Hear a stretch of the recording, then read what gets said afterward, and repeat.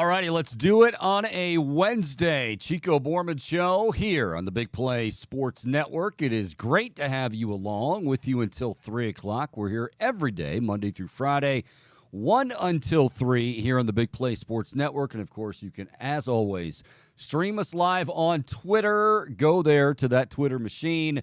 And if you're not following the show already, you can do so by typing in Chico Show, CLE.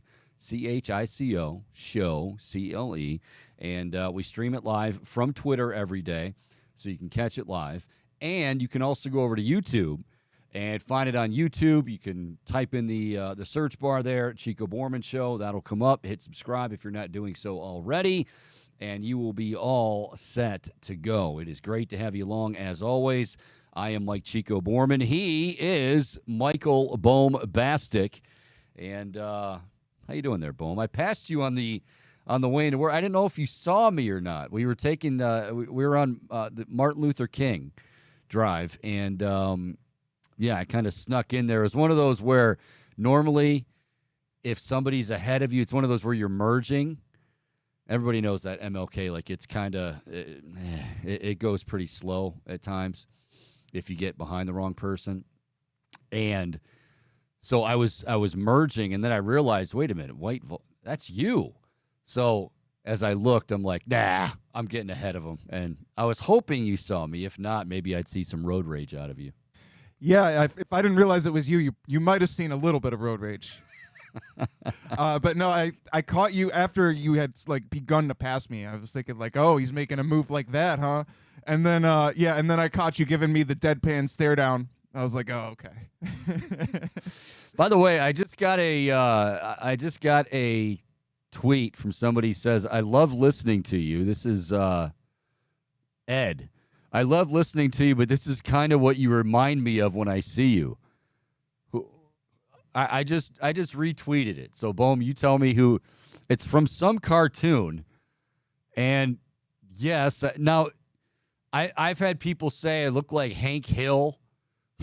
Or at least the drawing. Come on, man. I mean, Dilbert. Dilbert? That's the Dilbert cartoon. So I look like Dilbert? Well, Dilbert is the one on the right. I don't know. I'm assuming that's like Dilbert's associate. Oh, okay. So I guess he's saying I look like Dilbert's associate on the left? It's just the baldness and the glasses, you know. I mean, Boom, it's all right. I can. Thank you, Ed. I appreciate the fact that you love listening to me, but we'll try to make it easier on the eyes. I don't know. Maybe I'll just come in here with a piece on one day. You never know. I think you should. And totally act like nothing. Like, what? What's the big deal? Like, just totally show up in places where I go, and just to see people, like, if they'll say something, and if they don't, like, how I just continue to play along. Like, we can make a bit out of that, too. You could just be walking around in public. We should get a wig sponsor, and then you could rock different wigs, do a different segment every week. Just like random wig, act like nothing's going on. Yeah, I mean, I honestly, I'm one of those. I would tell you if I was, like, I'm insecure about different things. We all are. I will say baldness has never been one. Like, I mean, if I had my druthers, I'd like to have hair, but I had it for 35 years, and then when it went, it went. But I've never really been that guy that's been like, oh, I gotta find whatever I can to keep that comb over. Come on, man. It's over. No comb over. It's over. Be done with it. Yeah, you got to embrace it, Chico, and I think it does suit you. You pull it off well. Not according to fan of Dilbert here, but that's okay. 216-626-7901, 216-626-7901. As we said, also on Twitter, my personal Twitter handle is at Big Play Chico. It's a Wednesday. That means we're talking baseball with Booney coming up at 2 o'clock. I can't wait because he was getting on me last week about groveling, and I was groveling, I admit, I want for our little man cave here as our set is growing and getting nicer and nicer, sportier and sportier. I was asking Booney, look, you've got 4 Gold Gloves somewhere. Give us one of them. I'll take care of it. We'll, show it here in the man cave. And he's like, man, you're really groveling for this thing. I'm like, yeah, I got no problem groveling. But then I'm listening to his podcast, and I don't want to give it all away, but Booney's groveling for something I think totally was worse than my groveling for his Gold Glove. We'll tell you what that is coming up at 2 because I'm going to let him have it. And, of course, he'll probably try to explain it away somehow, some way, but I think I've got him on this one. But we'll go around the diamond. And, of course, talking Guardians baseball. Okay, first of all, don't let the record deceive you. Like San Diego, well, we all know San Diego is loaded with talent. They're very high-priced talent, and they haven't had the best of starts. They're starting to play well now, starting to play much better now. I think they've won 4 of their last 5 games, including last night over the Guardians 6-3. Tanner Bibee had some control issues early on, gave up a jack to Gary Sanchez. Gary Sanchez, by the way, this might be like the reverse jinx because I could never stand Gary Sanchez with the Yankees. I still can't as a catcher. Like, he's terrible. He's terrible. Now, I know somebody's going, you're speaking being a Cleveland fan, so you don't have much room to talk about catchers. But Gary Sanchez may as well just have a frying pan on his left hand when he's catching somebody because he's awful behind the plate. But he does occasionally connect for bombs, and he connected last night for a bomb. That's what he does. That's what he does, and he's been doing it quite often with San Diego. But Tanner Bibee, so his final line, I think he went 4, gave up 6 earned runs, walked 2, and that control hurt him very early in the game. Folks, this is what I'm talking about, though. And this isn't a matter of like, oh, it's time to panic, it's time to be upset, it's time. Tanner Bibee and Logan Allen have been, I think you could make a strong case, along with the Josh Naylor, but Tanner Bibee and Logan Allen, you could make a case for co-MVPs to this point in the season. I mean, you lost 2 very key guys in your rotation, certainly Tristan McKenzie being the number 1 guy, and then Savali. And, you're just kind of left with, now, granted, they have talent, and granted, we're expecting great things of them in the future, but you weren't expecting to have to use one, not just one, but both of them in the rotation and have them contribute. I mean, I guarantee you is one of those, we just hope they can, not embarrass themselves and don't hurt their confidence and just, do well. They've done more than their share. I mean, they have kept, and I know the Guardians' record isn't that great, but we all know what has been the Achilles heel up to this point, and it's been the bats. So during that time when the Guardians couldn't score runs, and Tanner Bibee and Logan Allen pitched their asses off. Now, here's the flip side of this. Tanner Bibee and Logan Allen are going to be great pitchers, hopefully, in this organization for a long time. But if anybody thinks they're just like, I hear this all the time with the Bieber chatter about trading Shane Bieber. That, well, you can trade Shane Bieber because, you got all this youth. You got all these young guys that are ready. No, that's not necessarily how it works. Like, if that's what you're banking on, no. And I want to say it for the 500th time. Shane Bieber's not going to extend here in Cleveland, okay? He's going to get paid elsewhere. He'll get paid top dollar elsewhere, and God bless him for that. But he still has another year, and, maybe this winter you trade him. Like, I don't see them waiting until the last possible moment, but I sure as hell don't think you need to start talking in mid-May. And it was in mid-May when many of you were like, well, deal away Bieber. Now, if the right deal comes along and Chris Antonetti and Mike Chernoff are overwhelmed, then they'll have something to think about, and maybe they would make that deal.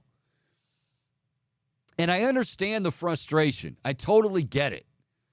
The frustration of, well, you know what? They're not really doing much of anything. We've been waiting and waiting. And, yeah, you're right. I mean, maybe this won't be their year. Maybe they won't ever, get hot. Maybe, Because, again, teams can get hot in September. I mean, nobody in their right mind thought last year this club was going to win 92 games, knock off Tampa Bay, who you may have heard is a pretty good team, knock off Tampa Bay in the wild card round, and then go ahead and take the Yankees to 5 games.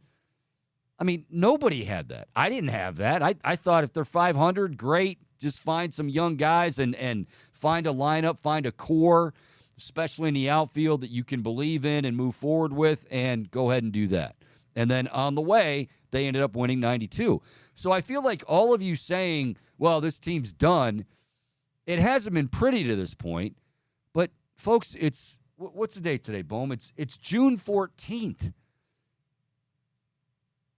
I mean, there's and this is a division, and I know you don't want to get caught up in the division saying, oh, well, just because they win the division doesn't mean they're a great team.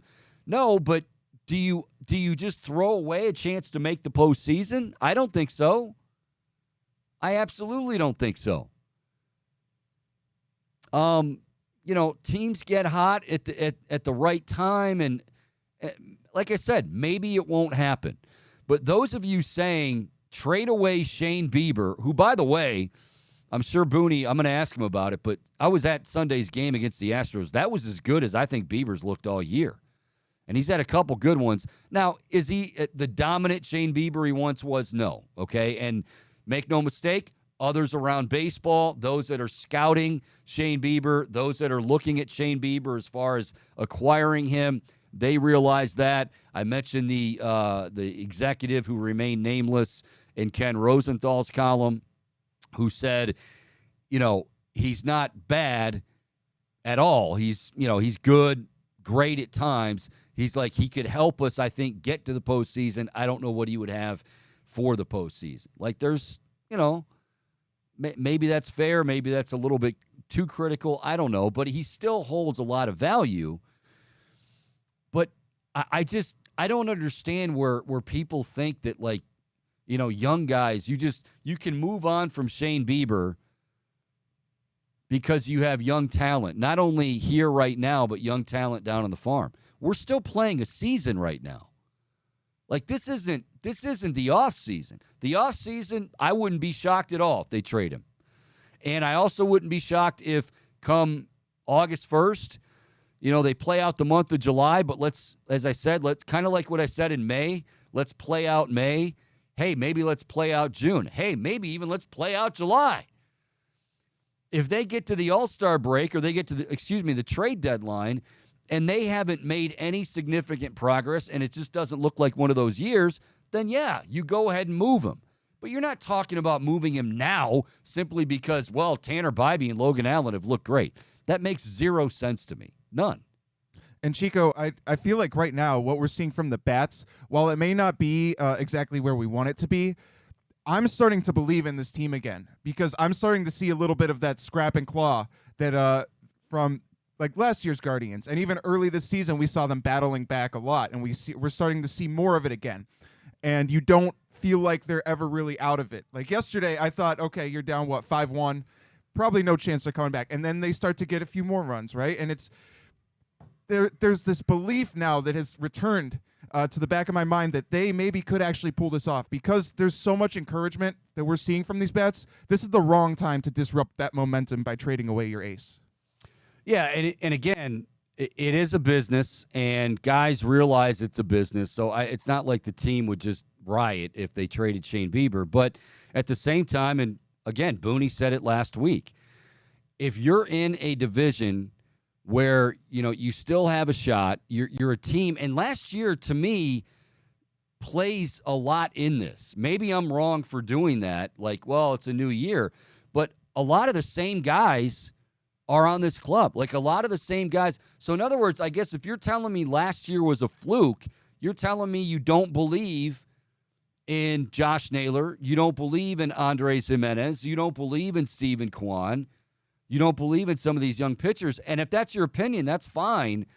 But I think you need to say that, and you can't just say, well, yeah, but this year's this year, last year was last year, and they're just not going to get it together. it's still very early. I mean, they always say, GMs always say, get to Memorial Day, and then you can have a pretty good read. And the read, don't get me wrong, was not a good one. Wow, our offense is struggling. Wow, we're at the bottom of pretty much every category.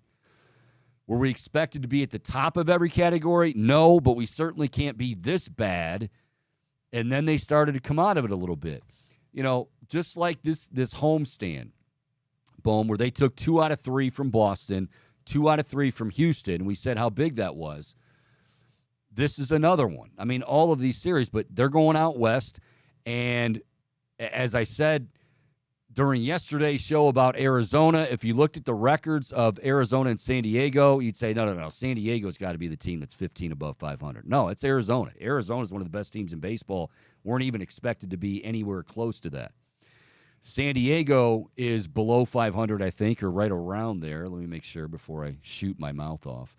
By the way, how about Nolan Jones? After the Guardians traded him away, have you seen his numbers? With Colorado, yeah. Well, I mean, he's got it. Yeah. He had an opportunity he wasn't going to get here. He wasn't doing anything here. Like that, people tend to forget that. People always they always, well, would have been nice to have Kevin Love. Well, when Kevin Love was playing for the Cavaliers before they dealt him, he wasn't healthy and he wasn't doing anything. And he really didn't end up doing anything in the postseason anyway. But, yeah, Nolan Jones, you're going to have guys do that, okay? It's not, that's part of it.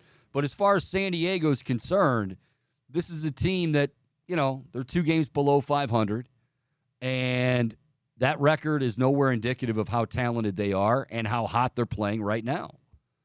So, all I'm saying with Bibee, and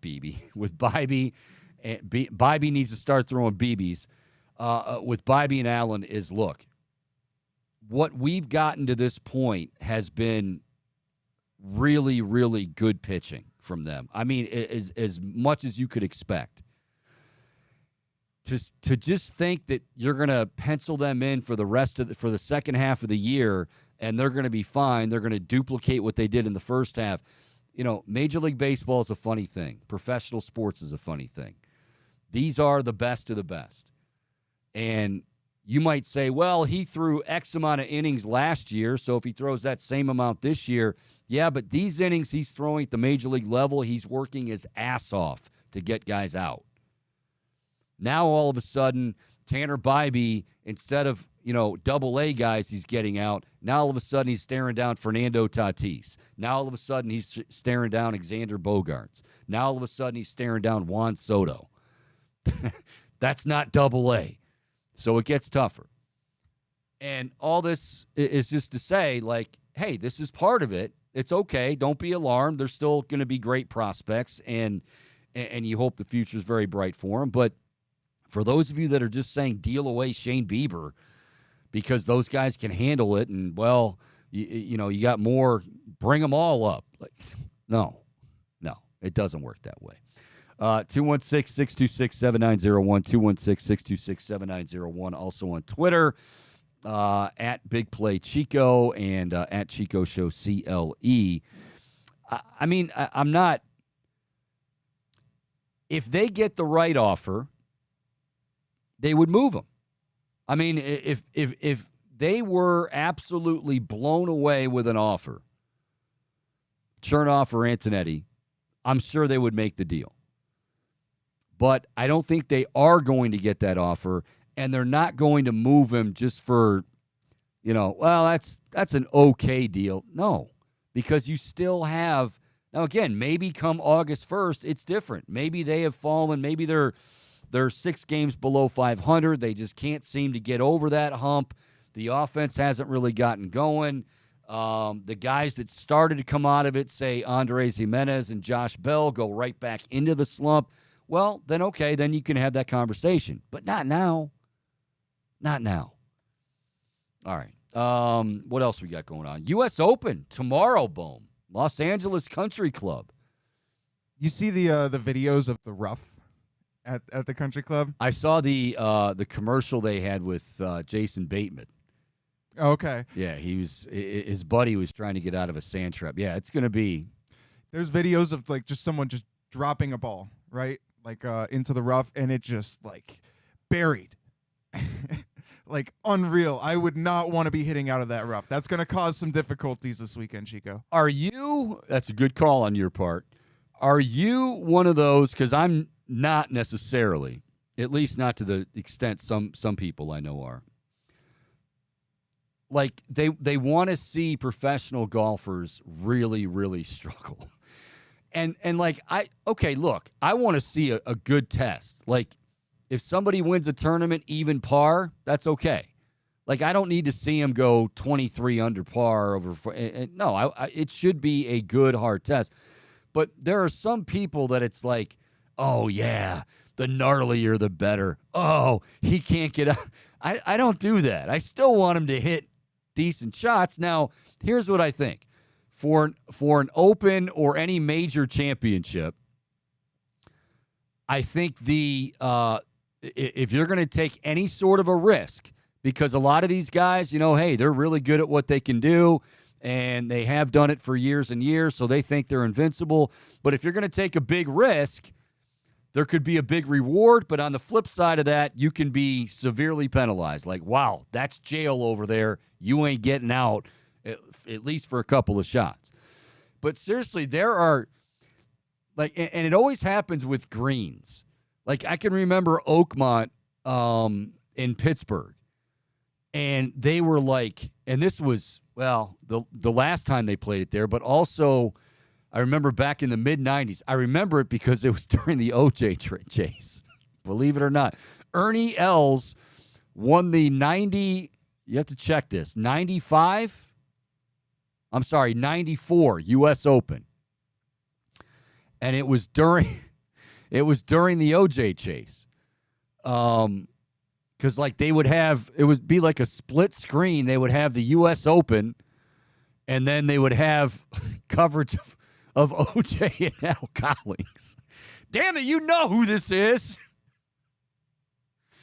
O.J. wants to see his fish. All right.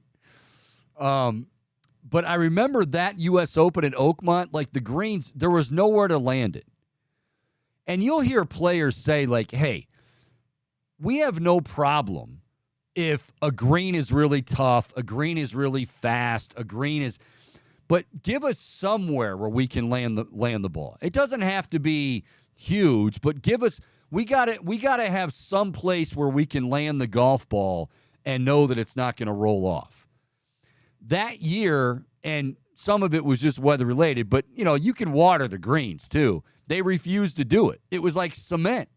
Guys were hitting money iron shots into these greens. They would land and right off the green. And they're just like, okay, I don't get any kind of extra joy or any extra excitement out of that. But I know people who follow golf that love that sort of thing. They love to see them. They want to see them come to their knees playing some of these courses. Well, Chico, there's definitely something to be said about like witnessing a dominant performance, right? Because obviously you're going to get some incredible shots and highlights out of that, memorable ones. But there's also something to be said about seeing a professional athlete overcome adversity right before our very eyes. And I think it can make the performance more special in its own way. I think when everyone is struggling on a course, who struggles the least amongst them? Well, that and see, that's okay. Now, good point.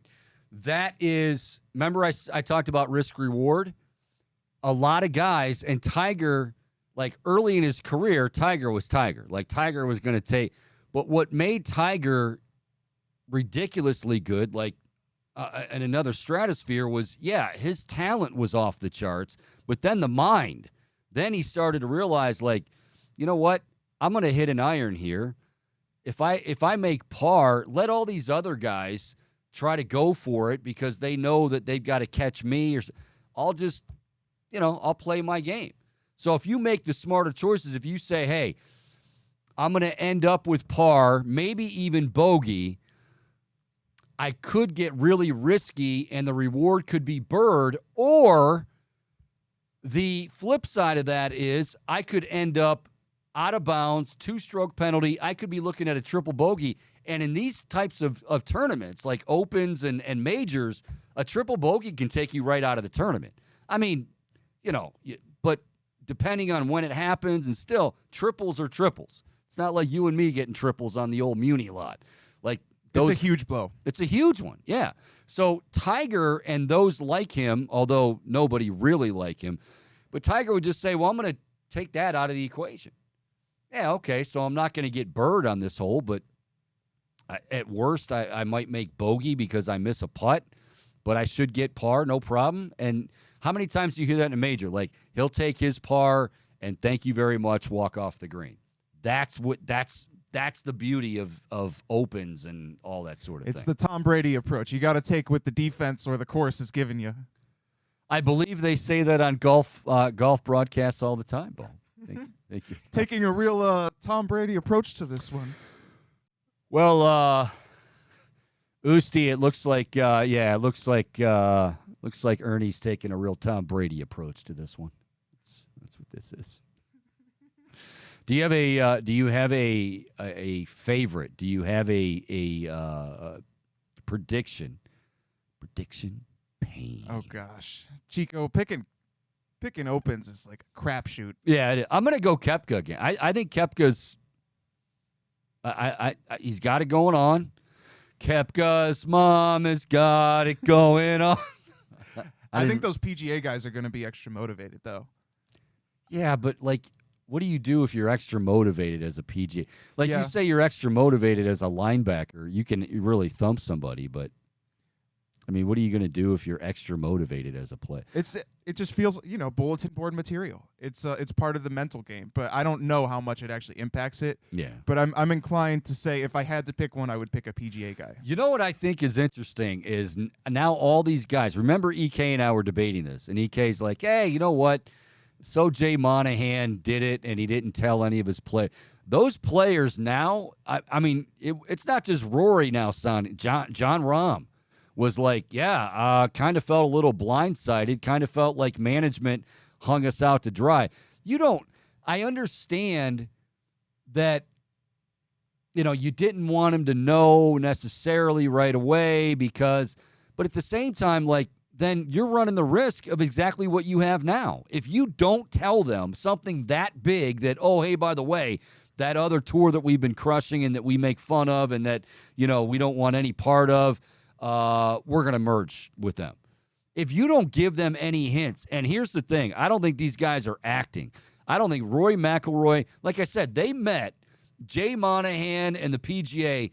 They were meeting the weekend of Jack's tournament at the Memorial in Dublin at name of the course, my gosh, Muirfield Village. And like nobody knew a thing.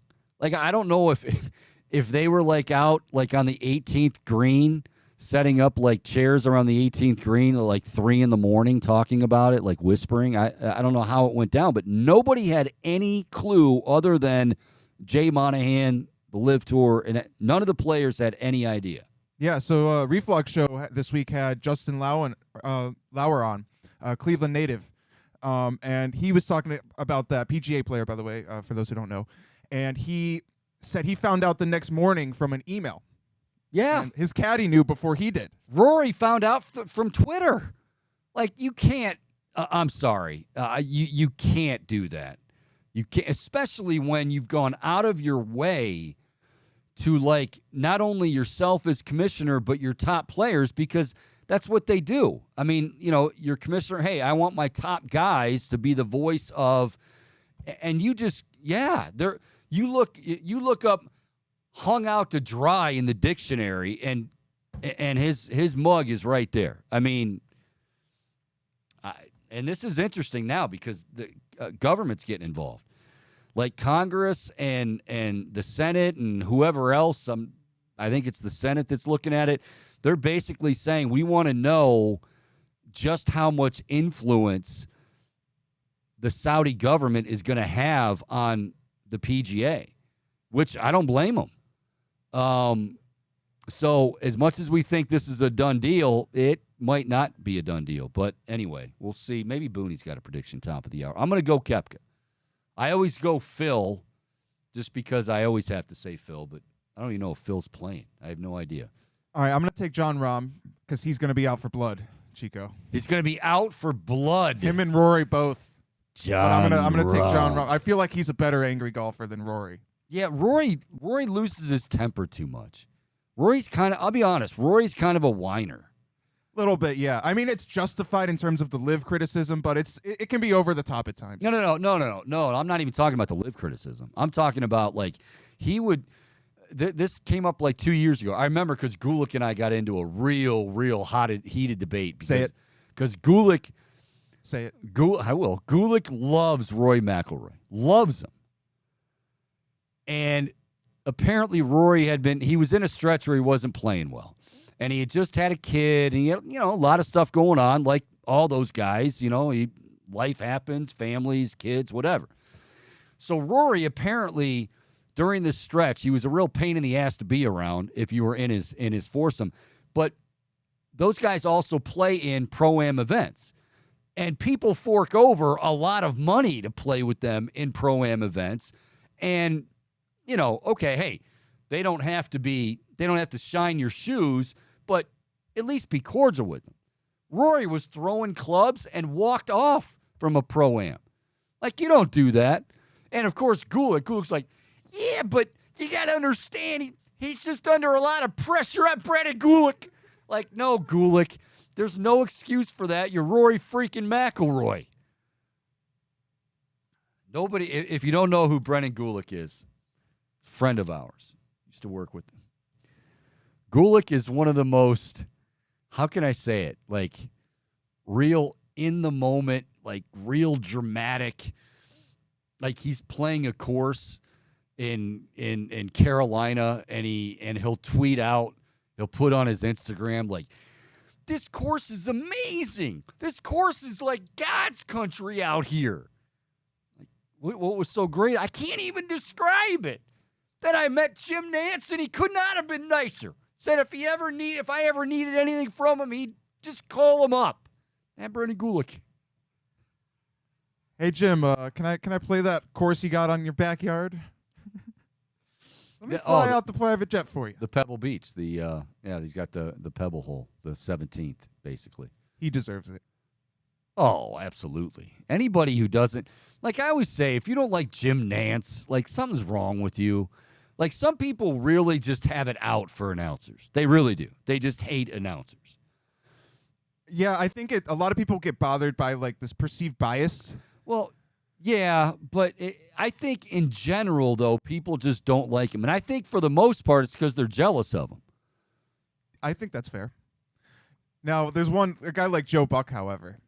I have a little beef with Joe Buck. Not because of bias. Because I feel like he doesn't get excited enough in the big moments. And he hits it high and far, and it's gone. He does not do that. He's no Gus Johnson, He Chico. does not. Yeah, well, Gus Johnson might be a little more the other way. Gus is my favorite, so that's why. I like Gus. I like Gus, I guess, more with. I like Gus with college hoops. Gus with football can get a little like the Denzel. Oh, come on. You didn't like that? No, I did. I mean, it's funny, but it doesn't mean it's good. It's funny.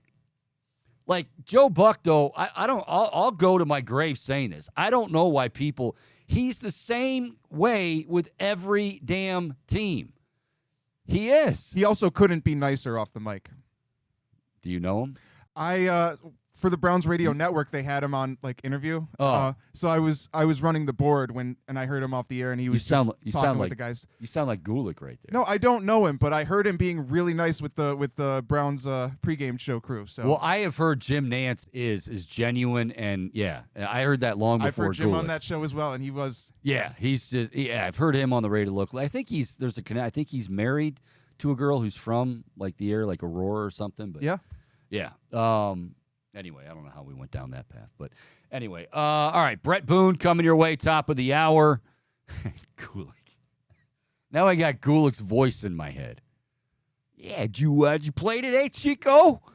Gulick, I wasn't able to get it. I did. I shot a 79. Yeah, my 6-iron was a little taken out, a little outside in. I got to work on that, but that wasn't too bad. Course was in incredible shape. I can't say enough about how great the course was. Just great shape. I'm Bernie Gulick.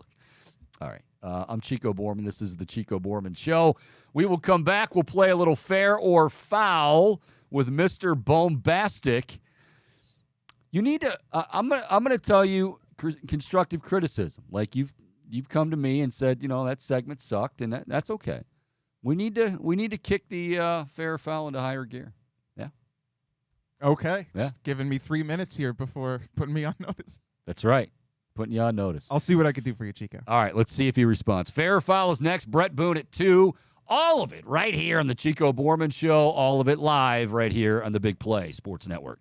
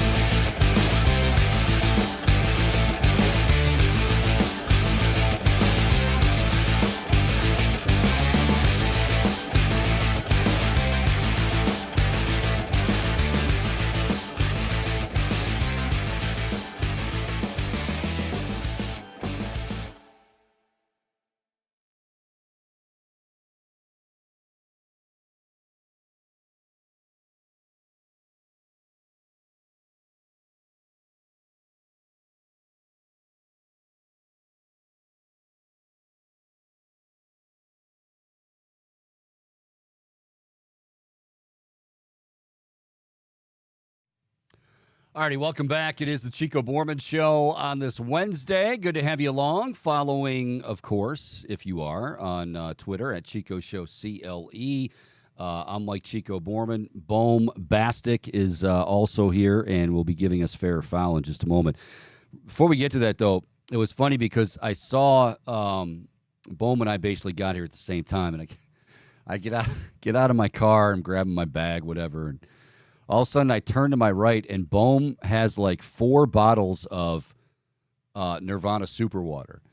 But it's not just like how he was carrying them like, I swear to God, he was guarding their life like they were his kids or his puppies.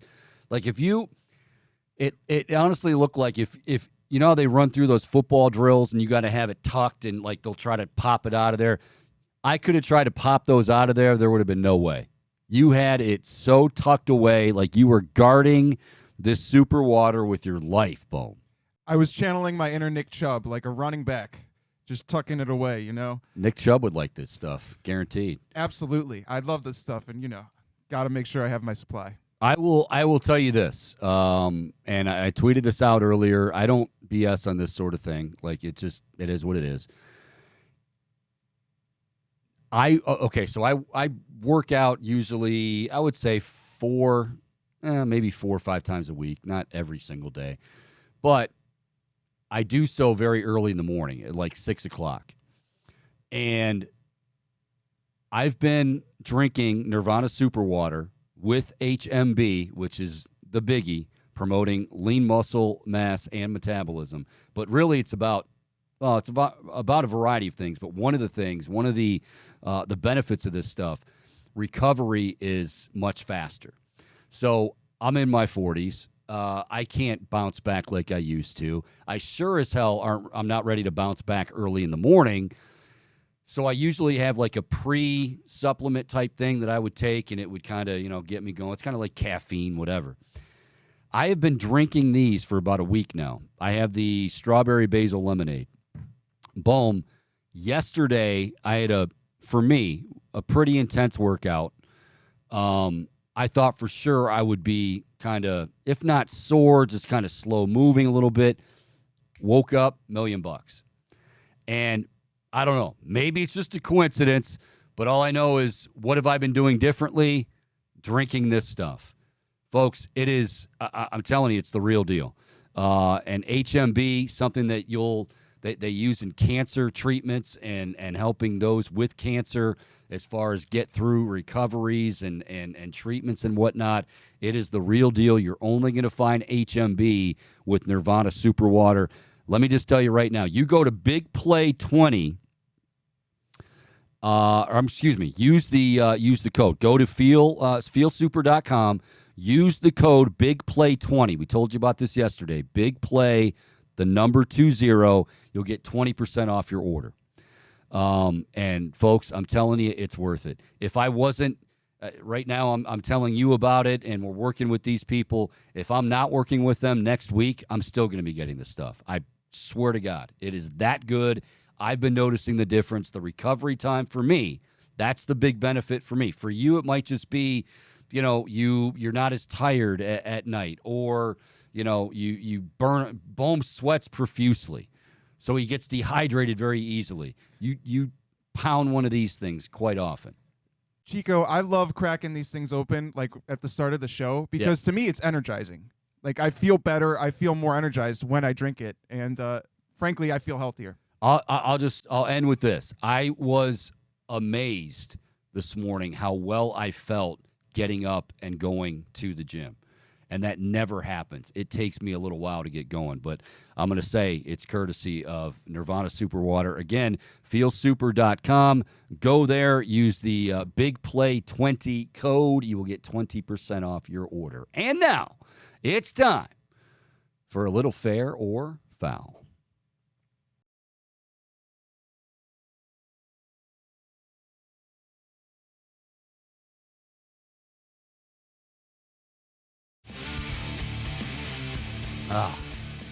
Sorry, just getting a swig there. All right, Bohm. I kind of threw the gauntlet down before the break. You gotta step your game. You gotta step your game up. We need to see significant improvement in fair or foul, or else I don't know. But just, can you do it? No pressure. Can you answer the challenge, Bohm? I'll see what I can do. You'll have to let me know. All right. So I want to start with Stephon Diggs. I think this dispute, it's interesting for one. A number of Bills reporters are just flummoxed by what's going down in Buffalo. I heard Sal Capaccio, Bills reporter, saying that he doesn't think it's anything related to financials. He thinks it's specifically like a relationship issue, and ties it back into Josh Allen. Yeah. Fair or foul? Because I'm Stephon Diggs, you look at him in Minnesota, and it felt like the clash with Kirk Cousins was the big thing, and he owned up to being a bad teammate in Minnesota. He said that when he came to Buffalo. Fair or foul, we're seeing history happen all over again. Not to that extent, but is that the road we're going down? Possibly. Fair. I mean, at least that's where your mind's going to go. I mean, by all indications, Josh Allen's a great teammate. Josh Allen. Now, if you remember back in the postseason, they had, and even before that, some big games during the season, where teams, because obviously if you're facing the Buffalo Bills and you do those, we're going to circle this guy because we got to make sure where he's at all times. Stephon Diggs is going to garner that interest. And Josh Allen, I think there was one game where he didn't have a catch through the third through three quarters. I don't even think he had a target through three quarters. And it was largely because, they were blanketing him. And he just couldn't get open, and, maybe he was open and Josh didn't see him. And Josh came out and said in the media, look, of course Stephon's the man, but, if they're gonna use all the resources to try to double and triple him, I've got to find other guys. Our team is not just centered around Stephon Diggs. And I feel and I'm paraphrasing that statement, but I felt in the moment then when he said that, something clicked. Because Stephon Diggs, one thing about divas, and I like Stephon Diggs, but one thing about divas is it doesn't take much to get them a little, out of kilter and their feelings hurt. And that's what I think this is. And he showed up at the facility and then walked off the field. So I don't know does he want Josh Allen to get on his knees and say Stephon, I'm sorry, I was so wrong, and gosh, you're the greatest ever. Come on, man. Now I don't know if there's a real beef here beyond what we think it is football wise, then okay. But if this is still about hey, yes, you're everybody knows he's an important part of the team. You don't need to be told it every single day. I just think it's weak. I don't know. Maybe more will come out. Yeah, it feels like that's a bridge that could be mended. Josh Allen, I'm sure, is going to be more than willing to meet Stephon Diggs and a lot of demands that he would make. Fascinating to see how that'll play out. But I also wonder, real quick, because I mentioned about feelings getting hurt, I wonder if, remember we heard from Albert Breer, Monday morning quarterback, that before DeAndre Hopkins was let go, released, whatever, when they tried to trade him, who were the two teams looking, they were really calling Arizona. It was Buffalo and it was Kansas City. Well, you're the number one, and I don't know. Did that have something to do with it? Sometimes it doesn't take much to get these number one receivers a little, uneasy. So it could be that too.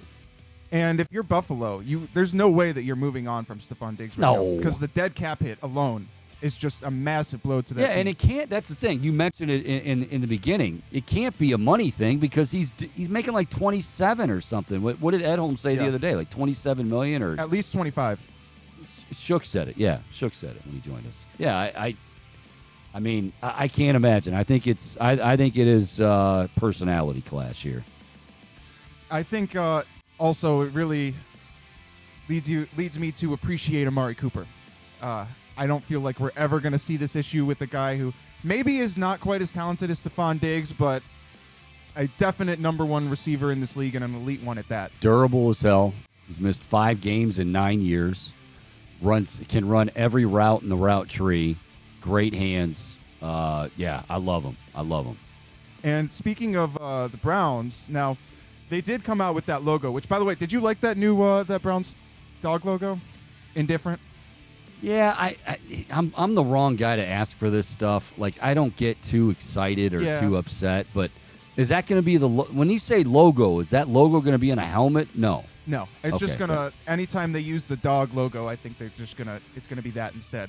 Now, with that, there was, kind of unrelated, but related to, I guess, changes in what the uniforms and logos may be. There's a rumor, Chico, that for a throwback game this year, the Browns will be rocking the old school all-white helmets. Fair or foul? You down with the all-white helmet? Yeah, for one game, I don't mind that. I thought you were going to say all orange, and I was going to say absolutely not. Yeah, I've always said like the cleanest Browns. I like the white pants, the brown jerseys, the pants with the brown and orange trim, and then the orange helmets. I think those will always be number one with me. I think when we try to do too much with orange and all that stuff, like their helmet's all orange, you don't need to go too crazy with it. So. Yeah, I'll go with that. I'll go with the white helmet for a throwback game. Yeah, I mean, it reminds me of the Penn State uniforms, which are, I guess, polarizing, you could say, because some people say they're too plain. Other people love the simplicity and say they look sleek. Or, only you will appreciate this. I was interviewing my freshman year of college at Ohio State. I was interviewing Jack Thrush, who was a senior offensive lineman. They were getting ready to play Penn State. And somebody was asking him questions about Penn State, and then somebody brought up the uniform, and he's like, yeah, that their uniforms are kind of just like kindergarten art. He referred to them as kindergarten art. Amazing. Which was one of the best comments I've ever heard. But yeah, so I don't mind the white. All white can look really slick. Really slick. Yeah, and for only one game, I really don't think it matters. Yeah. All right, so let's move on. I got a question now courtesy of Ronald.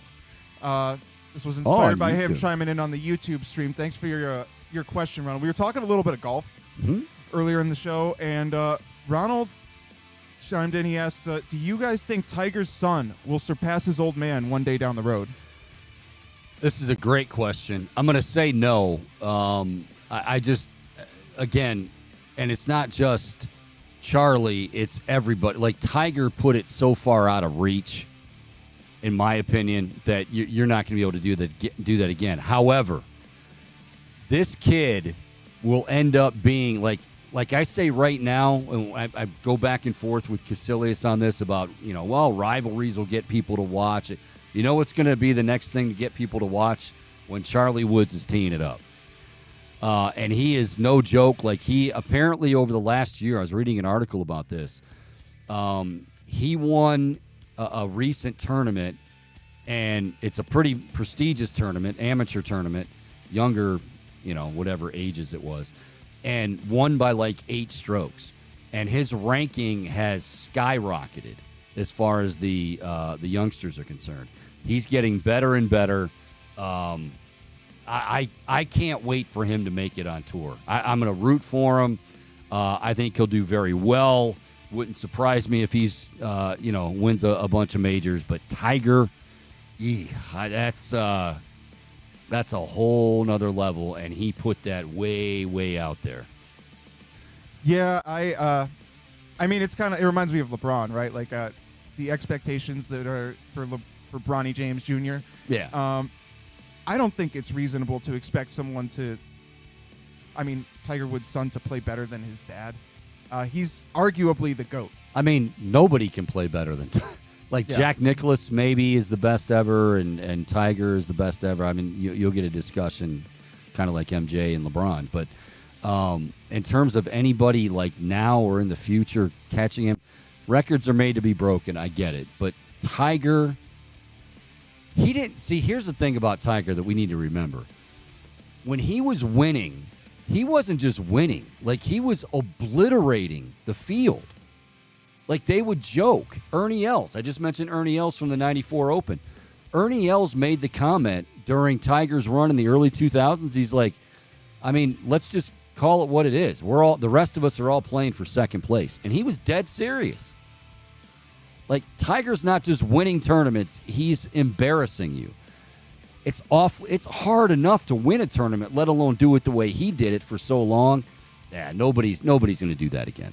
Yeah, I was actually, as a matter of fact, just watching something yesterday, reliving one of Tiger's historic wins when he hits that shot while he's standing on the cart path, and he injures his knee, and the caddy heard the crack in the knee, and he's like, Tiger, you're going to cause some damage to yourself. And he's like, I don't care, I'm going to go out there and win this effing tournament. And that's just, Tiger killer mentality. Yeah. Oh, yeah. Magical. But, all right, let's move on to, I got one more for you. Tanner Bibee obviously had a rough outing last night, but something interesting I noticed over the course of the game last night. So he goes out, gets shelled in the first 2 innings, right? Gives up like 4 or 5 runs. Comes back out, I want to say in the third, he doesn't have his glasses on. And suddenly his performance just seems like significantly improved. You know, he's going against some of these guys for second, third time in the lineup.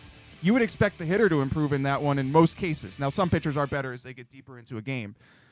That being said, Chico, I think it's just so interesting, and I'm wondering, fair or foul, do you think that the glasses had an impact on his performance? I got to go foul on this only because he's pitched with the goggles all year. It reminds me of when LeBron just mid-season one day came out at halftime without a headband, and suddenly he just no longer wore a headband for the rest of the year. What now? Okay, I'll give you maybe one explanation because I didn't hear anything about. I saw it. I saw what you saw, but I didn't hear anything about it. The one thing I would say is maybe like, you know, they were fogging up on him, or he was sweating more than he normally would, which. If I'm facing a lineup with Fernando Tatis, Juan Soto, and Bogarts and all these guys, I'd probably be sweating a little bit too. Maybe that's why he ditched him. I don't know. But, wow, Boom, you really pay attention to those very, very obscure little things. It's interesting. It's interesting. I wonder if he was wearing contacts or something instead. It's just like there was a clear difference in performance from when the glasses were on to when they were off against that San Diego lineup. Well, one of it, he could have just settled down. Like he had control issues right out of the gate. Like you walk the first 2 guys you face, and again, when you do that, and then you're staring down Juan Soto and others, Gary Sanchez went deep. I mean, it's one of those. But I don't know. We'll have to. The case of Tanner Bibee's goggles. Bohm is going to put his Inspector Gadget hat on and get to the bottom of this one. I like it, Bohm. I like it. All right. That is fair or foul for today. All right. That is fair or foul on this Wednesday. Good stuff, Bohm. Should we? Nah, I'll tell you what. Let's bring in, because Booney's got some obligations he needs to tend to, so we're going to try to get him out here a little bit earlier. He's always very, very gracious with his time. As we welcome in Brett Boone, former All-Star second baseman and 4-time Gold Glover. Hey, Bohm, did you didn't happen to see any packages at the door when we came in, did you? I did not. Nothing? Okay, I was just curious. Booney, how you doing, man? Things going well? Yes, Chico, things are going well. How are you guys doing? Bohm, how are you doing? Feel like I know you. I'm great. Good to be with you. Look at Bohm. All right. Bohm's all excited now. Booney gave him a little shout out. So Booney, I heard you were doing your recent podcast. I listen all the time, of course. And you were interviewing, you were talking to Mike Krukow, who, by the way, was one of those pitchers, or one of those players, I should say, growing up as a kid. I always seemed to get his baseball card. There were a few other ones. Sal Bando was one. I always would get Chris Chambliss cards, but Mike Krukow was one. So you were talking to him about how his crew, and Dwayne Kuiper, beloved here, played for the Indians and had one career home run, by the way, Kuiper. But we'll get to that in a second. You were asking. Krukow had 5. What's that? Krukow had 5 homers. Right, I'm saying Kuiper had 1 in his entire career. I know Kuiper was actually an offensive player, and that's the funny thing with right. Kruk and Kuip is 5-1, and Krukow's a pitcher. Do you know who Kuiper hit his lone home run off of? Krukow, I would assume. No, Steve Stone. No. Steve Stone. Yeah, there you go. Put that one. Cubs legend in the booth. Wow, all your friends. So anyway, I'm listening to this pod. Very, very interesting topic that you got on. So Krukow is very good in the booth, and they are, even if you're not in San Francisco, when you talk about good booths, you know Krukow and Kuiper are very, very good. So you were talking about the 15 Emmys that they've won. Yeah. And you relate a story, and I didn't even know this. So apparently back in 2003, your brother Arnie, Aaron, we call him Uncle Arnie. Uncle Arnie, yes, he did have a playing career. He wasn't just the manager. So he had a playing career, and in 2003, he hits the Aaron effing Boone home run to knock off the Boston Red Sox in 2003, advance the World Series. So I knew, I did know. You were in the booth. You were still in your playing days, but you were in the Fox booth, and when it happened. So first of all, I mean, that's got to be like you're being interviewed and all of a sudden your brother hits one of the biggest home runs in postseason history. Take us back to that for a second, but I've got a follow-up to this. Take us back to a second. What was that like? First of all, just hanging out and then all of a sudden realizing, oh, my God, my brother just did what he just did. Oh, it was awesome. It was we haven't covered this before, Chico. Booney, listen. You and am forget I a disgruntled invitee to the yes, Chico what you Bormann forget show? About is we talk about a lot of stuff off air. Okay. Oh, okay. When you're mainly, I shouldn't say we're talking. When you're Well, talking, and I'm listening. Yeah. It's a cool story. Well, I'm granted this is 2003. You know, I'm just coming off a season, so I'm a current player, and it's, you know, I just finished the Seattle season. I think we win 93 games. We don't make it to the postseason, so it was an exhausting season. I mean, we got eliminated really late, and Fox comes calling, and I don't want to do it, and I have no desire to be in the booth, be on camera. I'm just kind of getting into my off-season program. Fox kind of comes at me again and again, and then kind of paid me too much where I couldn't say no. So I figured, well, I'll get to watch Aaron in the postseason and get to watch my brother play. Didn't take it very serious. And to this day, I don't live it down amongst teammates. They're like, you just sat in the booth and didn't say anything. I was not into it. Mm-hmm. But anyway, I'm in New York and Boston, and Aaron was just having a real tough postseason. I mean, it was rough. And just as older brother, you know, I don't have a worry in the world because my season's over. I go to his apartment the night before, and he is just down. Like, you don't know what it's like. And I'm looking at him like, who is this guy telling me I don't know what it's like to struggle? And I kind of told him, I said, look at the back of my baseball card. I know exactly what it's like. And, you know, I just kind of had a cheer me up party. I don't think I cheered him up very much, but I said, you know, tomorrow's a new day, and who cares how much you've struggled as a Yankee in this postseason? You do one little thing tomorrow. You turn a big double play. You hit a sacrifice fly, and the Yankees win and go to the World Series. I said, everybody's going to forget about how awful you've been this postseason, and you get to turn the page, and it's a fresh start. Of course, I've been there. You don't want to hear that. Nobody wants to hear that, because when you're in that position, you feel like no one else has ever felt the way you're feeling. Next day I come to the ballpark and he's not in the lineup. And now I feel worse. Like, oh, not only is he struggling, but he's not in the, you know, he's Tory benched him. And then he comes out on deck. And in that famous last game of that series, and Wakefield's on the mound. And I just remember thinking to myself, I didn't say anything, but I thought, you know, the conventional pitchers, the over-the-top 93, 84, 85 mile an hour slider, Aaron's got no chance off those guys right now, the way he's feeling. I said, maybe he needs a knuckleball to have a chance. You know, sometimes we never want to face knuckleballers unless we're completely down and out. Our regular swing isn't working, and let's bring in a knuckleballer. So I thought maybe he's got a chance. And then next thing you know, he hits a homer. And I just thought, I didn't expect that, you know. Not exactly a sac fly. Yeah, that was a little more one noise. of the coolest things, you know, because he's running around the bases, and it registered in my mind. I said, he just hit one of the biggest homers, not only in Yankee history, but postseason history. How cool is that? Because I knew how he was feeling the night before. I knew I was feeling up until that at bat.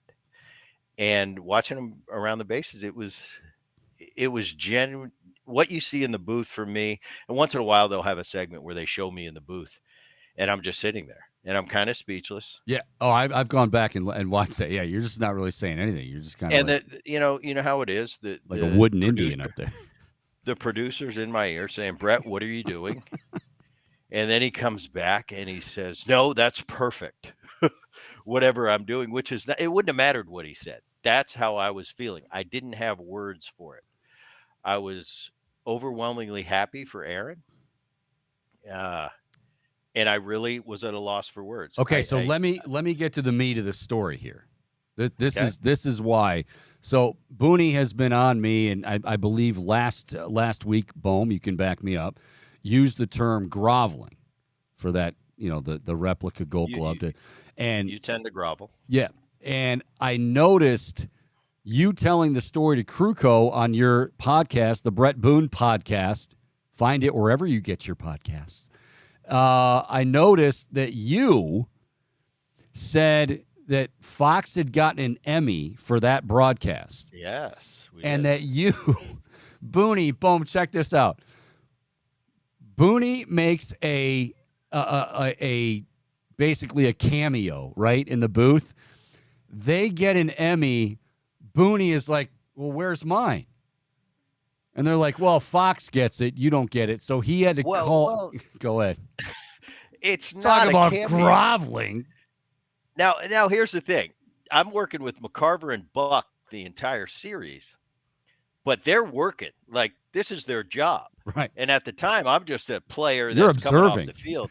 I show up 5 minutes before we go on every night. But believe me, I was there for the entire series. It wasn't just I popped in for a day. And you wanted an Emmy because of But that? I would walk in and I'd see Joe and Timmy. They'd have their notes, and I mean just notes for days, because this is what they do for a living. I would show up like, Buck would say to me, Booney, you got to have an opening you're going to talk about the offense or whatever. I'd come up with something really quick. The cameras would go on. I'd do my opening. And then I was just kind of, you're right.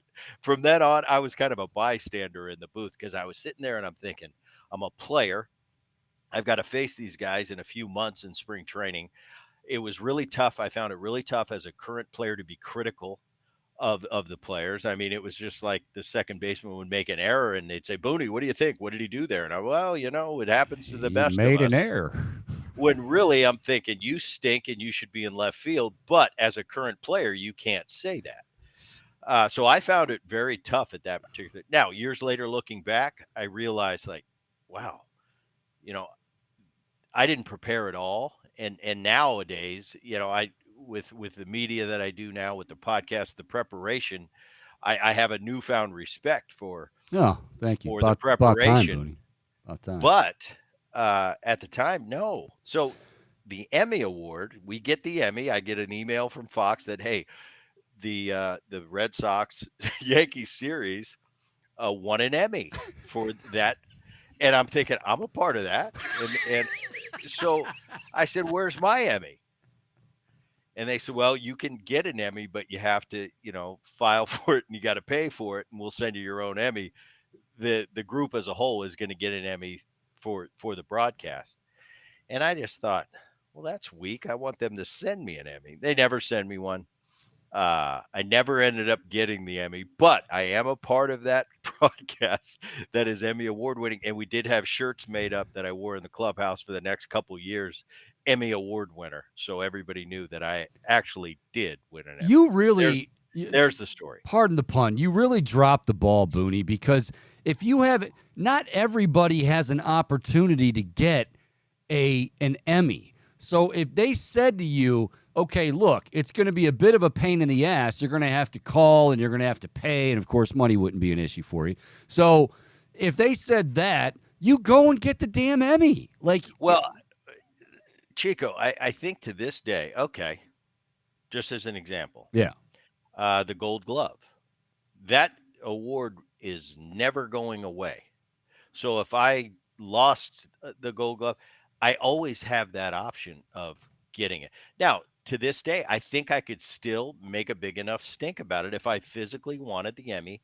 It's not like you were an Emmy award winner and now that broadcast. Well, but that was Emmy 2003. I mean, you're going to go. Yeah, but you could go get it. You just recently won what? Well, no, it was 21 years ago. But I'm still. My name is on the broadcast, and if I want to make a big enough stink and go through enough red tape, I bet you I could get that if that was important. And I But guarantee, Chico, those physical things aren't the important things in life. yeah, right. I guarantee the red tape that you would have to go through isn't even half as bad as the red tape that I have to go through, groveling just to get one little Gold Glove replica to display in the studio. But anyway, we'll move on from that because obviously, Right. you don't care Anyway, about the little people. We're just a little peasants over here, Bone. We don't. I am an Emmy Award winner. Yes, you are. And proud to banter that about town. You were outstanding in that performance, by the way. One of my favorites ever. I was horrible. All right, go ahead. All right, let me start with the Guardians here. Last night in San Diego, where your neck of the woods there in Southern California, Padres, while they haven't gotten off to the best of starts, now all of a sudden they've won 4 out of 5. And Tanner Bibee, who has been great, along with Logan Allen, the 2 youngsters in the rotation. Problems with the control, and at the big league level, maybe you can get, or I should say at the minor league level, Double-A, you can get away with walking a few guys and just your stuff's better and you're going to get out of the inning. You do that with a major league lineup, and certainly ones, such as Juan Soto or Gary Sanchez are going to get burned. He's gotten burned. What I want to ask you is, because we've had a lot of people around here talking about the whole Shane Bieber trade. Well, if they can, why don't you just move and the team's going nowhere? And a lot of times what their reasoning is, well, you got all this young pitching. And I'm like, okay, but we can't realistically expect Tanner Bibee and Logan Allen, who in my mind to this point in the year have been their MVPs. Like, the fact that they've been able to just step right in and do what they've done amidst no offensive support has been incredible. But can you talk about how different it is when someone says, oh, well, he threw 140-some innings in minor league ball, so if he has to throw 150 at the major league level, it's comparable. It's not comparable. It's a lot different, right? Well, it's different from it's no different than a hitter coming from the minor leagues to the big leagues. Big leagues is just tougher. As a hitter, you'll be in AAA, and that best pitcher on the opposing team you're facing is usually a number 4 or number 5 on a big league rotation. There's your difference right there. That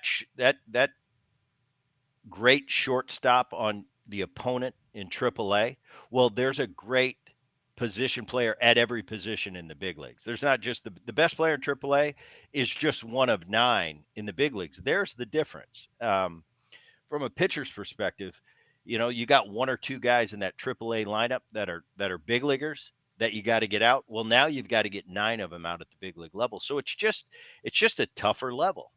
It's just one step up from and I'm mixing up AAA and AA. Nowadays, kind of a similar from a competitive standpoint. When you get to AA, you prove you can compete in AA. You've got a chance to be a big leaguer. That's the weed out process. That's kind of right. That's kind of the bar. Once you get to AA and can compete at the AA level and are in the top half of that league as far as production wise, whether you're a pitcher or a hitter.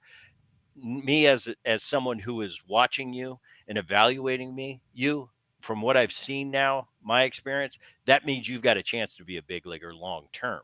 Doesn't mean you will be. It means you have a chance to. If you can't compete in the upper tier of a AA level, well, then you're probably not a big leaguer. Well, that's what the data says. Yeah. I think as far as innings go, the innings are the same. They're just a little more treacherous in the big leagues. Right. You talk about Bibee last night facing a San Diego Padres team. A San Diego Padres team, by the way, has massively, maybe the most of any team in the big leagues, massively have underachieved offensively this year. I was just looking at their numbers.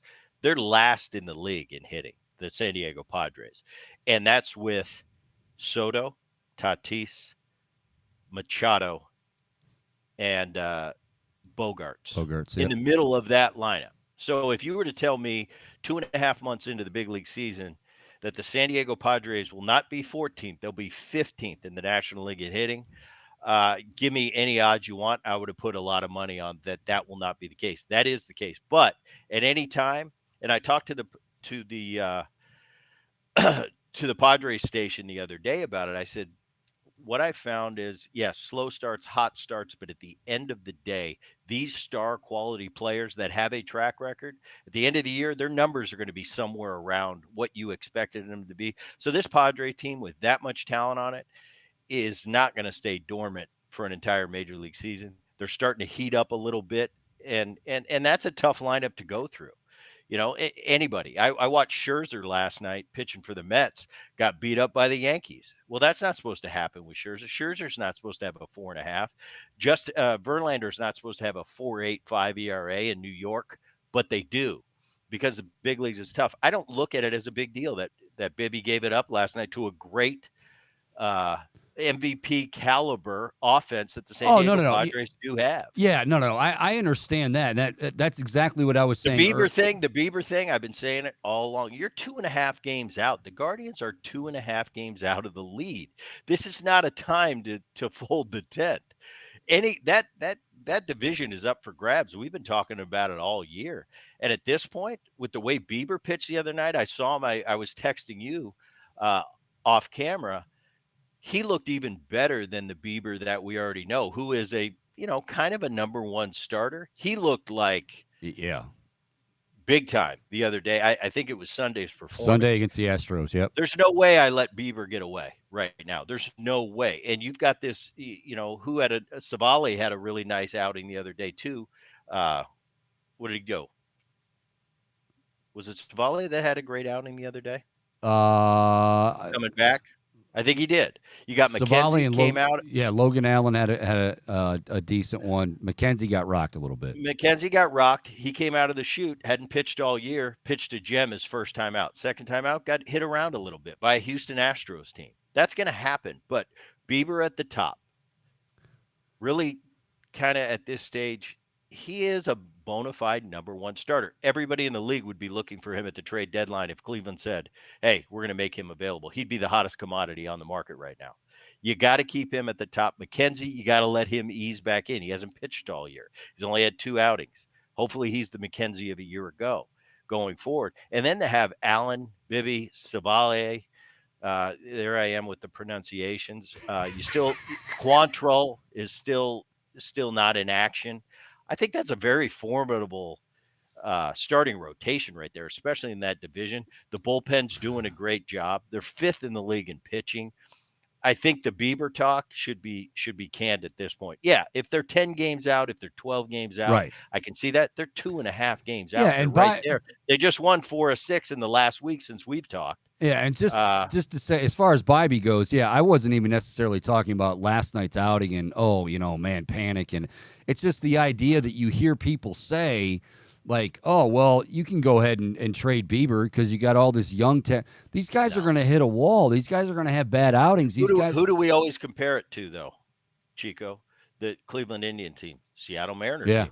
Yeah, you're right. Seattle Mariners got who at the top? Castillo. Luis Castillo. He kind of is the guy that takes all the slings and arrows, and you've got a young Kirby underneath him, and you've got a young Gilbert underneath him. Yep. The new guy, Miller who got off to an unbelievable record-setting start, got beat up twice in a row, and then pitched a gem last night. So it's nice having that kind of that guy at the top that takes the slings and arrows. That's a Castillo. That's a Bieber. They take that because they can handle it. They got the experience. They got the track record. And then let these young guys just mature underneath you. I think they're doing a great job.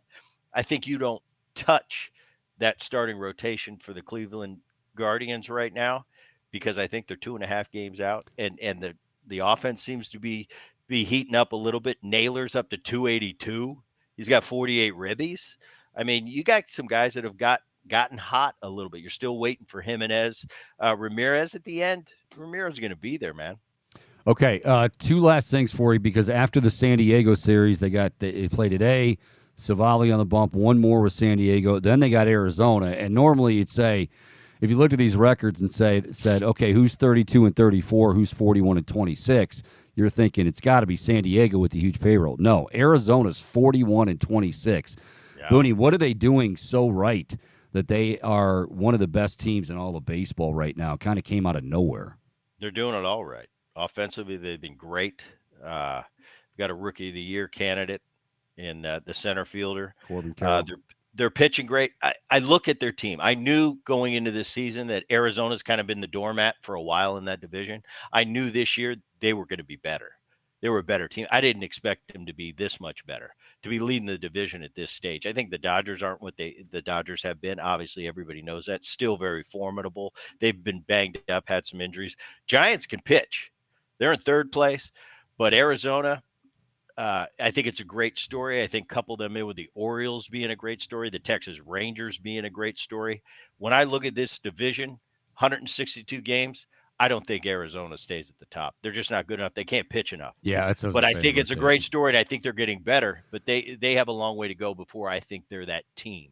At this stage of the game, they're putting themselves in a pretty good position for a playoff berth. But I don't think that pitching holds up in the long haul. Maybe I'm wrong, but that's just my evaluation at this Okay, point in the season. the flip side of that, and we'll end with this. The flip side of that, you've got. I mean, it wasn't that long ago that it seemed like every other day we woke up, Stephen Cohen was, in talks with somebody on a big deal and just, I mean, spending money right and left. The Mets are 31-36, 9.5 back of Atlanta in the NL East, and the Philadelphia Phillies also throwing some pretty good money out there. They are 33-34, 7.5 back. Is this? I think you talked about Philly in the early part of the season, that while you're not saying you don't buy them and that they're not going to be a bad team, but at the same time you're not buying what they did last year. What's going on with these two teams with that kind of payroll? I mean, what is it that's holding them back? Well, I think Senga's been the addition, and he's living up to the hype that Senga had. For the Mets, I look at Scherzer and Verlander. Now, Verlander started the year on the IL. He's come back. He's got close to a 5 ERA. Scherzer's got a 4.5. Got beat up last night. He doesn't quite look the same to me, the same Scherzer. I was a little bit worried about this from a Mets point of view. Is when does that both of them first ballot Hall of Famers? When does that run end? When does Father Time finally catch up with a Verlander?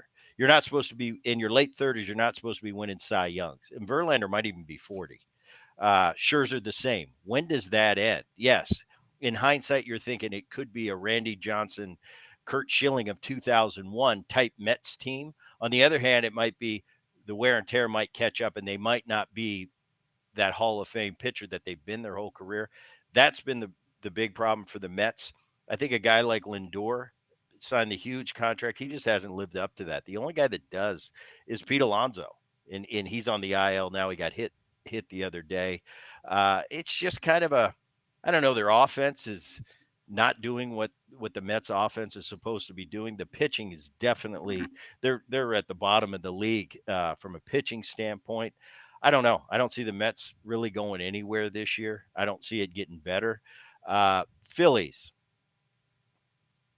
Beginning of the year, I said I didn't buy what the Phillies did last year. I think they caught lightning in a bottle. I think they're a really good team. I think they're a tremendously talented offensive team, and I think that shows.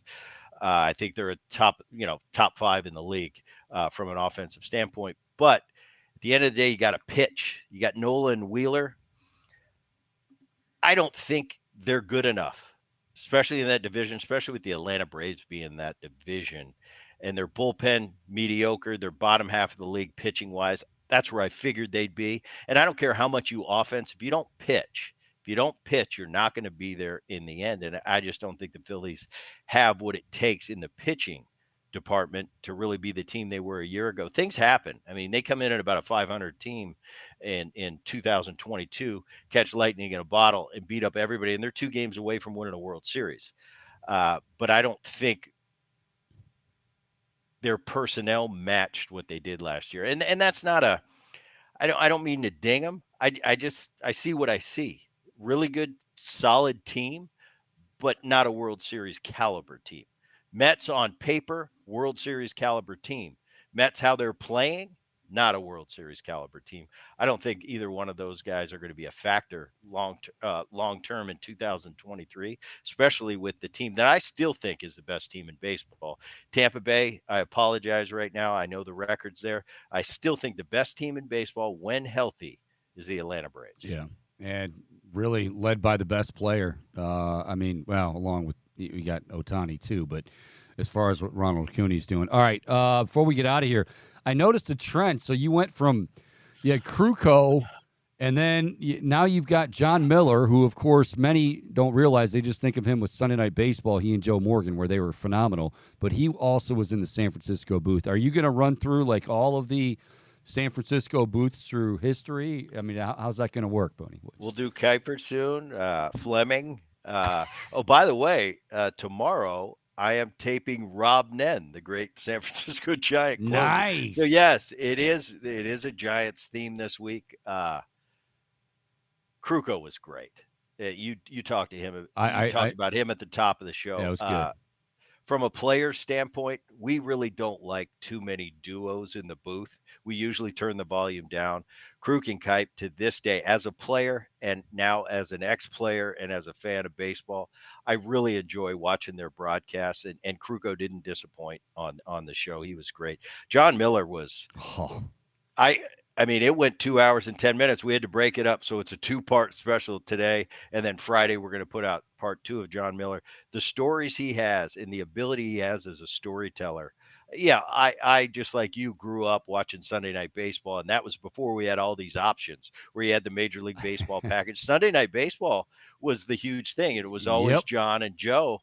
The stories he has starting in 1974 with the A's, his first gig as an announcer, and the A's won the World Series that year, through present day, all of his Giants and his Oriole days. The stories were unbelievable. And I had to ask him one question, kind of like me and you, Chico. I asked him one question, and I just sat back and listened to the stories come out. It was awesome. I mean, we could have gone 3 hours. I didn't get to half the questions I wanted to ask him, but he had so much, and the he could recall a time in history and a time in the game in 2010 when the Giants were in the World Series. It was Game 6 and Arias was on third, and I'm just sitting there going, how do you remember this stuff? Similar though to as a hitter, I remember weird things that you would never think. 1996. Yeah, Brett, you hit that 2-run double in the 8th. I said, yeah, I think it was on a 2-1 count. For some reason, we can remember really bizarre, strange things. But listening to Johnny just going through his career and certain time frames and the counts and what inning it was and who was on third and who was playing third base for the opposing team, it was really cool to go through it. But yeah, 2-parter. I'm a little long-winded there, but yeah, it is a Giants week, Chico. All right. Well, it is the Brett Boone Podcast. Wherever you find your podcast, you can find that and download it and listen to it. And I see in the background not 1 but 2 Gold Gloves. So hopefully, maybe Softy will get one of those. One of these, Chico, is I'm repping for Bob Boone. That is one of my dad's Gold Gloves. Oh, so he gave you one. He gifted you one. Well, a little arrogantly, he said he didn't have room. He had so many. So I said, Dad, I'll represent. I'll represent in the hood over here and well, show you out. Here we are slumming. Well, you got to keep working on it. You got to keep groveling. All right, Booney, always a pleasure, and yeah, go do whatever it is you do. I'm a little bummed out. I don't feel like I'm making any headway on the Gold Gloves. Well, you never know. All right. You never know that day I wake up and I'm like, this is Chico's day. I've known you for 3 years and that's never happened, but it could happen at some point. Yeah. Booney, all right, guys. Always fun. Thank you, man. Very cool. See you. All right. That is Brett Boone, the 3-time All-Star, 4-time Gold Glover. We're still working it, Bohm. We will not let it die. Playing the long game here, Chico. How funny is that when he told the story, though, about the Emmy? Like, what he's thinking of is, because everybody asks him about when Aaron hit the home run and he was in the booth. Him and I have talked about that on the air, but I did not. He never told me that Fox won an Emmy for that broadcast. And because he was in the booth, he was like, wait a minute. It was kind of like, remember Kramer?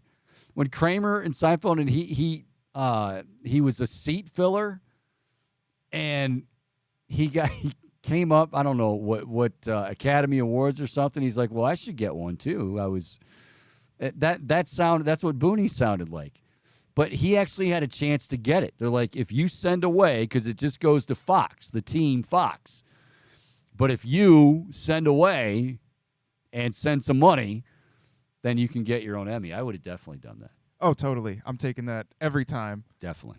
I got to go back and look up that broadcast now. I just want to see what Booney's reaction was. He didn't do it's so funny because I have gone back numerous times after I remembered it and after we've talked about it, and he's just kind of stone-faced. Like, he doesn't know what to say. I want to see it. And he was even kind of nervous, I think, before that. Like, he's not used to doing, I mean, not nervous, but, you're with Buck and you're with McCarver and they're doing You're not their in thing. your element. Right. But man, when Uncle Arnie launched that, you could just see, and of course, if you're Buck or McCarver, you're like, oh my God, could we have scripted this any better?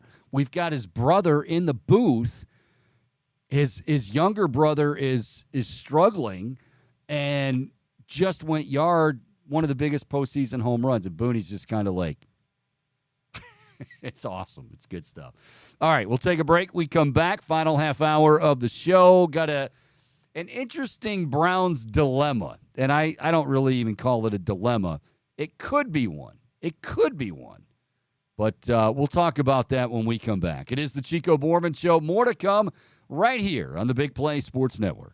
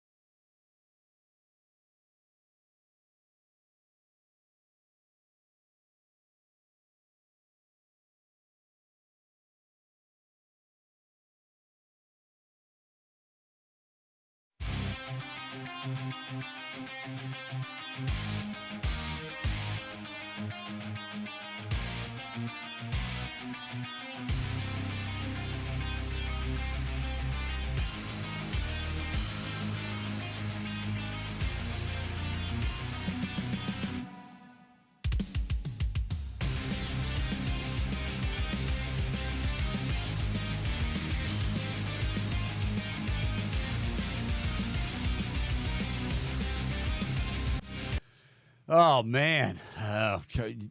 Was having a great day, but we just had a catastrophe out in the hallway. And anyway, welcome back to the Chico Bormann Show here in the Big Play Network. So our buddy Bohm has you've been nursing, and I mean nursing is putting it kindly, nursing an ankle back to health. And apparently there was a wet spot out by the water fountain, which there occasionally will be with, water coming out. Bohm, did you take a spill? It was a particularly thick puddle of liquid that I did not notice. And so... you don't watch where you're going? Well, I don't necessarily watch the floor, but I guess that's how I got the sprain in the first place. So I was just going to grab my water bottle and fill it up, right? And then all of a sudden, I lose my footing, and I catch myself with the sprained foot and land in a way that just aggravated it. So I guess I better drink my super water for better recovery. Just going to say, that's going to aid. We're on the same page, yeah. Your Nirvana super water with HMB is going to aid in that recovery. Go to feelsuper.com and use the code BIGPLAY20, and you'll get 20% off your order. So there you go. Might have to work in an extra one a day now just to get back to 100%. Yeah, I mean, I'm afraid if you are left to your own devices and you're alone back there, that I won't get any. Like you will hoard it up, because watching you hold those bottles coming out of your car today when you got out, I'm just like, man, oh man, like you were protecting that like they were your children. They are important to me, Chico. That is yeah, absolutely. Okay. All right. 216-626-7901. You can find us on Twitter at Chico Show CLE. Stream us live Monday through Friday, 1 until 3, and on YouTube. Chico Bormann Show. Hit subscribe. You're all set to go. Okay. I want to preface this by saying this is not a problem per se, but I'm hoping that it doesn't become an issue once the season begins. So there's a lot of very positive vibes coming out of Berea, and justifiably so. And really none more so than Deshaun Watson and Deshaun Watson with a full off-season program, and Deshaun Watson getting back to hopefully, what he was a couple of years ago. And if, granted it's shorts and shirts and no pads and all that, but if mandatory minicamp was any indication, boy, he is well on his way. What I wonder about, because this has been an issue for the Browns over the last few years, but it's been one of those that there was always so many other things going on wrong with the team, discipline stuff, that it just kind of flew under the radar. But it would get talked about, and that is, are we forgetting about Nick Chubb? Now, hear me out. My understanding is, and this is not a knock on Jimmy and Dee Haslam, but, Jerry Jones is this way. A few owners are this way. Like, hey, we spent a lot of money, and they did, $230 million guaranteed for Deshaun Watson, and he's very good. So, yeah, you want to utilize him. You also have, you talk about a Lamborghini at the quarterback position. You got a pretty sweet little shiny Lamborghini in the backfield as well. And I hope that there's not pressure on Kevin Stefanski to, because sometimes he can do that on his own, where, maybe throwing it a little more than he has to, or maybe getting cued a little bit more. And you have easily one of the best backs in the NFL.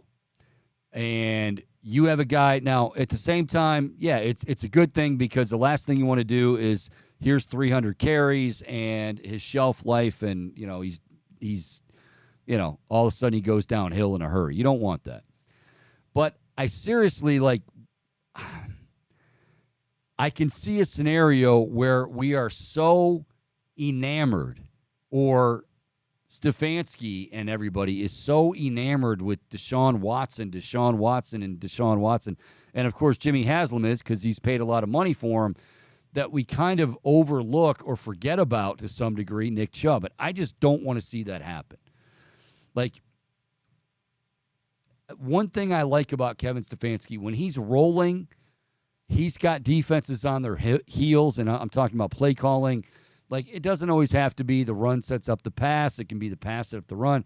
But sometimes it's like he needs to, I feel like, maybe I'm wrong, I feel like he almost, you'll hear a lot of coaches, you'll hear a lot of teams say, well, we got to establish the run. And I think every coach, every team basically believes that. I think Kevin Stefanski feels just as firmly about, and I don't mean like, hey, you can run the ball and you're not throwing it at all, so that way, you know, you're gonna be predictable. I'm just saying, like, it's almost like Kevin Stefanski really, really feels the need to sustain or to establish a passing game. And now I think it'll be even more so. I think he was that way with Baker. I think he was that way with Jacoby Brissett. And he sure as hell, you would think, would do that with Deshaun Watson. Now, Deshaun Watson is incredible. And if he's anywhere near what he was a couple of years ago, then, yeah, you're going to want to take that Lamborghini out for a ride or two or three or four and show it off. But, again, there's a very, very good running back, also a Lamborghini at his position, that we can't forget about. And I hope that, I guess at the end of the day, what I'm saying is I hope there's not pressure from above to, you know, hey, Deshaun Watson. One, like, you know, he's going to have to carry the team at times. He's going to have to be special if the Browns are going to go where they want to go, which is deep in the playoffs and possibly even a Super Bowl. I mean, you know, your quarterback, and you're in a league right now where you're facing just the conference alone, Patrick Mahomes and Josh Allen and Justin Herbert and Joe Burrow. I mean, so you got a ton of these guys. So you're going to want Deshaun Watson to, you know, be the heart and soul of the team. But, man, just don't forget about Nick Chubb. That's all I'm saying. And I hope that it doesn't become an issue, because at times it has been over the years where it's like, wow, you know, why didn't they run Nick Chubb more? Oh, yeah, that's on me. You know, the coach speak. That one's on me. It's a good problem to have. I mean, few teams out there would say, wow, I'd love to have to decide how am I going to divvy up carries and how am I going to divvy up plays for Deshaun Watson and Nick Chubb. But let's not forget that that's a pretty special back, number 24 in that backfield. Right, Bohm? Yeah, I mean, I was actually, so when I was thinking of fair or foul questions earlier, I was thinking a lot about Dalvin Cook and Ezekiel Elliott and how they basically commanded no value, right? We saw Cook get cut, and I almost asked, like, I was going to ask you about how running backs had lost all value in the league, but Nick Chubb is just in another category from Dalvin Cook and Ezekiel Elliott to me. Because, I mean, if Dalvin Cook was more consistently healthy, if he didn't have those health concerns, I think you could lump him in that category with Chubb. But with Chubb, it's the consistency, it's the durability, and I would take him over. More explosive. I would say that Chubb is more explosive. Here's what I would say. Now, you're onto something, because here's what I would say. I think now we have gone completely the other way. Like, remember, and this happens in the NFL, the running back position has been trending down as far as, like, oh, second contracts, be careful, you don't want to do that, and all that sort of thing. Now it's to the point, and Dalvin Cook is the perfect example. Here's a guy who rushes he had 4 straight 1,000-yard seasons, right? And it's like, oh, he's washed up. I get it, because, you know, the price tag comes up, but I think we're missing I think you just assume, because the Vikings did that, that Dalvin Cook can no longer, well, he's just not, yeah, he has to stay healthy, and you're right. He's kind of had a chronic, and for some reason he doesn't get surgery on this. And full disclosure, the only reason I follow this a lot is because I've had him on fantasy teams quite a bit, and I always wonder each year, I'm like, why didn't he just get surgery in the offseason and be done with it? But he doesn't want to go that route, and he feels it's better. But he always injures that thing, but he also comes up with other ones. But in large part, he'll play. Now, I think the thing with Dalvin Cook, I'll say, and this is what happened with Zeke Elliott, more so with Zeke Elliott, is that the good games, the dominant games, become fewer and fewer. Like Dalvin Cook will have a big game, or he'll rush for 160 yards. He's also not bad catching passes out of the backfield. He'll have 3 or 4 catches, 40 yards, touchdown. Like, okay, there's his big day. And then for like 2 or 3 weeks, he'll just disappear. And Zeke, that's happened a lot, to the point where now Zeke's, I think, different because Tony Pollard is just more explosive than he is. I mean, it wasn't the case. And when they signed him, I think it made sense. But this is what happens with running backs. But I think we have to be careful of lumping all of these guys and kind of now going the other way with it. Like, oh, well, so he's due for a second contract, or, oh, hey, he's looking at a cap number of so-and-so or such and such. Well, we got to get rid of him. He's no longer productive. You might have to, get creative with the cap because you don't want to spend that kind of money on them. But by no means are some of these guys just washed. And I think that now our mindset has gone there where we just assume, oh, well, you can't sign into a second contract. And then if you do sign into a second contract like Cook got, and then, all of a sudden, it's coming due, well, he hasn't really performed. He hasn't performed like he did early in his career, but let's not say that he's still not valuable and still not a productive back. And I feel like that's where we're going now with this. I agree with you, Chico. Dalvin Cook is most definitely not washed. That being said, I think if you're an organization, you have to be asked, is he worth it? Or you could theoretically draft a guy. Maybe you feel good about Madison and someone else coming in. So yeah, they signed Madison to a 2-year deal, so it made sense. The writing was on the wall. I guess I just feel like just the general public, when we look at Dalvin Cook right now, you say, what about Dalvin Cook? Oh, no, he's washed up. Don't think he's washed up just because Minnesota had to move on, because you brought up a good point. Like, Alexander Madison has been his replacement, and not only has he been his replacement, he's played very well when he has gotten the opportunity, so they probably feel like, you know what? And they're probably right. Like, I'm not going to – if Dalvin Cook is due like $20 million and you can sign, Alexander Madison for like $5 million, well, you're going to make a decision there. And that's – but these guys – some of these guys can still play. I just get the sense that we want to throw the baby out with the bathwater and go, well, Dalvin Cook's done. Hey, when are you due for the Hall of Fame? Guy can still play. And you're right. There is totally a stigma surrounding second and third contracts with running backs, but it's also such a fascinating contrast, right? Because you see how high Bijan Robinson went this year. Yeah. And you talked about Lamborghinis, earlier. And, like, when you get a running back on a first-year contract like Bijan Robinson, it feels like you're bringing a Lambo in. But maybe those cars, they wear out quicker than others. Well, and they had a back in Algeria who had what? I mean, what did he have? Like, I think he had 3. They led the league in carries. He broke the franchise record for rushing yards for a rookie, if I'm not mistaken. Right.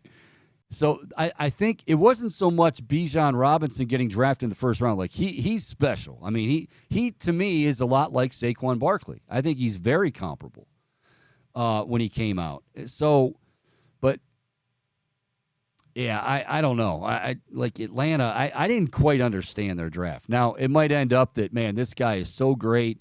They hit a home run. They realize now they have a 1-2 punch. Maybe that's what we'll be talking about. But it seemed like an odd pick. One other thing I want to throw out there. Is it just me? And I'm going to have to ask my nephew, because my youngest nephew is actually, well, he's a Browns fan, but it was He was right in the middle of the the Browns in 0-15. So he became a Packers fan. Made a bunch of trips to Lambeau. And does it feel like the Packers are just I know it seems like a lot of people think Green Bay is going to be right there in the. I think the Packers are going to be awful this year, and I don't mean it to knock Jordan Love, but nobody knows if he can really play. And I don't know, man. I think Green Bay could be terrible this year. Yeah, I think they have a solid roster overall, but it all really does hinge on the performance of Jordan Love. And right now, at this point, I haven't really seen anything out of him that shows me that he's going to be able to fill those big shoes of Aaron Rodgers at that quarterback position at Lambeau. Yeah, and I mean, I don't know. It's still early, but I see a lot of they have Green Bay trending down. Like when you look at the projections, you'll see Green Bay at say 9-8, 10-7. I'm saying what I'm talking about is a very, very off the cliff type. Could they be a 3 or 4 win season? For some reason, I think they could be. I could see them competing for Caleb Williams. Think about what Jordan Love was when he was coming out of UCLA. Would they get him 2nd or 3rd round? He was not he didn't strike me as a guy that had the franchise quarterback potential. He struck me as the guy who was going to come in and be a serviceable backup to Aaron Rodgers. And I mean, at this point, he still has a lot to prove, and he's going to get the opportunity. But I have plenty of doubts on that one, Chico, and I'm inclined to agree with you here. By the way, before we get out of here, and this was rumored to be the case, DeAndre Hopkins is visiting New England, and apparently they're pretty optimistic in New England that they can get that done. That makes sense. I will say this: we can talk about Mac Jones, and he's in Belichick's doghouse occasionally, and he hasn't said or done the right things, but you got to get that dude some weapons. I could see the Patriots Belichick. Belichick knows he's not going to be around that much longer. I think Belichick.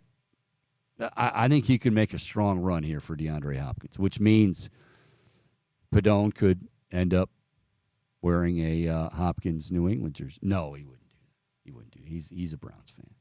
He's a Browns fan. It would be very unlike him. Very unlike him, yes. All right, that is going to do it for this Wednesday edition of the Chico Bormann Show. Thanks to Brett Boone, who joined us. Coming up tomorrow, we're going to be talking more Browns. The great beat reporter from Cleveland.com and Cleveland Plain Dealer, Mary Kay Cabot, will join the show tomorrow afternoon around 2. So be listening for that. Michael Bohm produced, and you'll be back with us again tomorrow at 1 o'clock, like it or not. No, actually, I would like you back here at 1 o'clock. So for all of us here at Big Play, I'm Mike Chico Bormann. Until tomorrow at 1, folks, make it a great Wednesday night, everybody. Go Guards!